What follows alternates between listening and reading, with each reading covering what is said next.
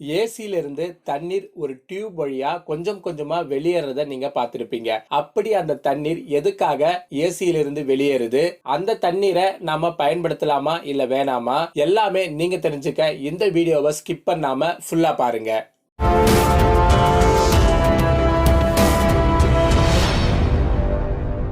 கோடை காலங்கள்ல நம்மளுடைய வீடுகள்ல இருக்கிற குழாய்கள்ல தண்ணீர் வருதோ இல்லையோ, ஆனா நம்ம பயன்படுத்துற ஏசில இருக்கிற ஒரு டியூப் வழியா தொடர்ந்து தண்ணீர் கொஞ்சம் கொஞ்சமா வெளியே வந்துட்டு இருக்கும். இப்படி ஏசில இருந்து தண்ணீர் வெளியேறதுக்கு காரணம் என்னன்னு பாத்தீங்கன்னா, காற்றுல இருக்கிற ஈரப்பதம் தான். காற்றை குளிர்விக்கும் போது காற்றுல இருக்கிற ஈரப்பதம் நீர்த்துளிகளாக மாறி அதுவே கொஞ்சம் கொஞ்சமா வெளியே வருது. அதாவது நம்ம ரூம்ல இருக்கிற காற்றை குளிர்விக்கும் போது காற்றுல இருக்கிற ஈரப்பதம் ஏசியோடைய செயல்பாட்டால நீர்த்துளிகளாக மாறி ஏசில கனெக்ட் பண்ணிருக்கிற ஒரு சின்ன டியூப் வழியா கொஞ்சம் கொஞ்சமா வெளியேறுது. இப்படி ஏசில இருந்து வர தண்ணீர் ஒரு நாளைக்கு கிட்டத்தட்ட 7 இருந்து 10 லிட்டர் வரைக்குமே இருக்கும். ஒருவேளை இந்த அளவுகளை விட கம்மியாகவோ இல்லனா அதிகமாகவோ ஏசில இருந்து தண்ணீர் வெளியேறும் போது ஏசில ஏதாவது கோளாறுகள் இருக்க வாய்ப்பு இருக்கு. இந்த தண்ணீர் டியூப் வழியா வெளியே வராம உங்களுடைய ரூம்குள்ளேயே கசியும் பொழுது டியூப்ல ஏதாவது அடைப்புகள் இருக்கிறதுக்கான வாய்ப்புகளும் இருக்கு. இப்படி ஏசில இருந்து 7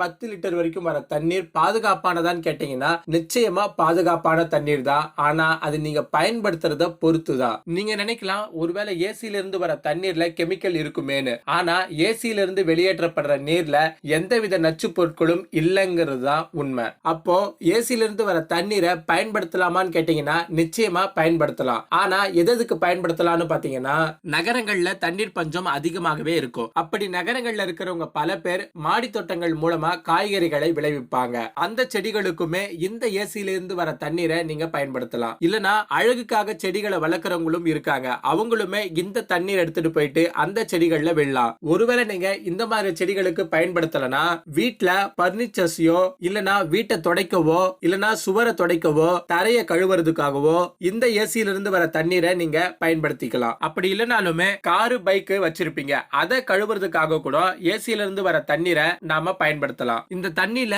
எந்த விதமான நச்சு பொருட்களும் இல்லன்றதால இந்த தண்ணீரை குடிக்கவும் சரி குளிக்கவும் சரி கண்டிப்பா பயன்படுத்தாதீங்க. ஏன்னு கேட்டா ஏசி வழியா வெளியேற்றப்படுற நீர்ல ஒருவேளை பாக்டீரியா மற்றும் பூஞ்சைகள் இருக்கிறதுக்கான வாய்ப்புகள் இருக்கு. அதனால இந்த தண்ணீரை எக்காரணம் கொண்டும் குடிக்க கூடாது.